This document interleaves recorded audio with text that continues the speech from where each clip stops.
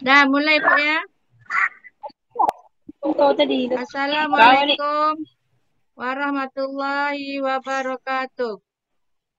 Baiklah, kami dari kelompok 6 dengan nama kelompoknya Ibu Kartini, Ibu Kamelia, dan Ibu Lazrina. Di mana kelompok kami membahas tentang pengantar perilaku organisasi.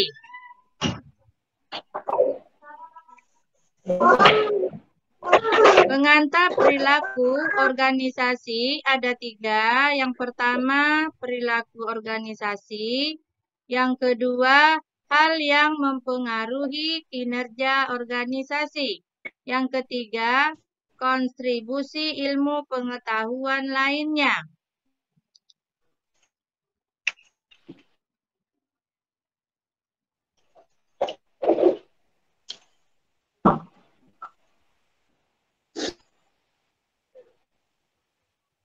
Perilaku organisasi, inti pengertian tentang perilaku organisasi yang diajukan meliputi adanya faktor-faktor yang mempengaruhi bagaimana orang sebagai individu maupun sebagai anggota kelompok berperilaku dalam organisasi serta pengaruhnya terhadap struktur dan sistem organisasi.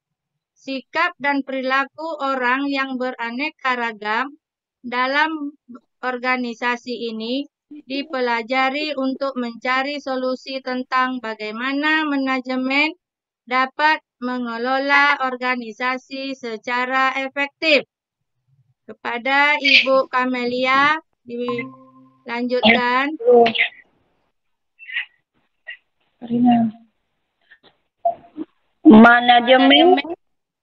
Manajemen suatu organisasi dapat dikatakan efektif apabila manajemen yang terdiri atas fungsi perencanaan, pengorganisasian, pengarahan, dan pengawasan dilaksanakan dengan baik dan tepat.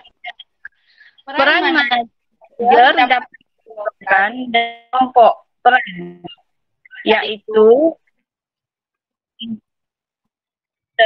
personal, informasional, dan keputusan. Peran internal personal dalam manajer meliputi peran sebagai pemimpin dan sebagai penghukum.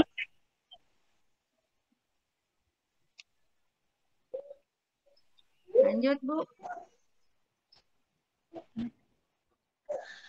Peran informasi harus dijalankan oleh manajer karena memang praktik manajer akan dan memberi informasi untuk kegiatan ini sebagai peran yaitu monitor dari luar para aktor menyebarkan informasi. Dan peran juga bicara, itu peran mengikuti organisasi di hadapan eksternal.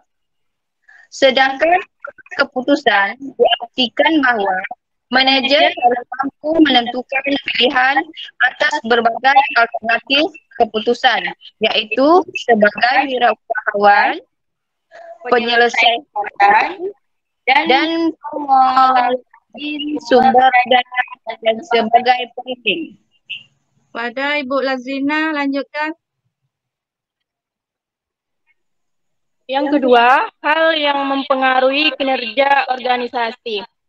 Ada banyak faktor yang dianggap oleh para penulis sebagai faktor yang dominan dalam mempengaruhi tingkat kinerja yang dapat dicapai oleh suatu organisasi.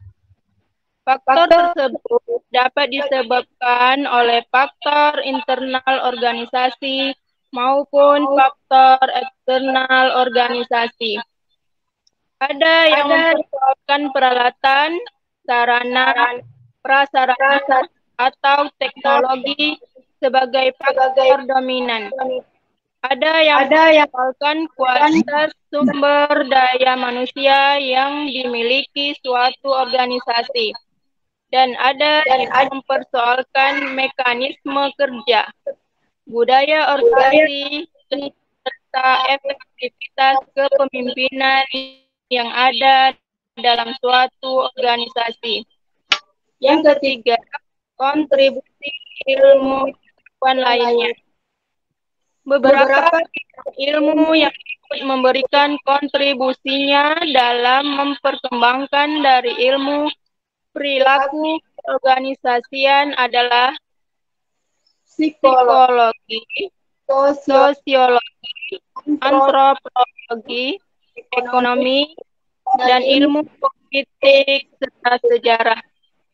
Sumbangan yang penting telah dilakukan oleh para manajer dan ilmuwan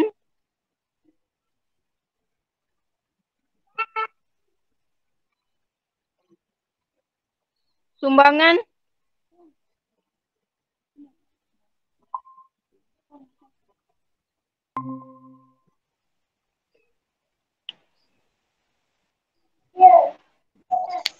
Sumbangan yang penting telah dilakukan oleh para manajer dan ilmuwan dalam bidang perilaku keorganisasian adalah munculnya suatu konsep yang dikenal dengan nama pendekatan kontingensi atau pendekatan situasional.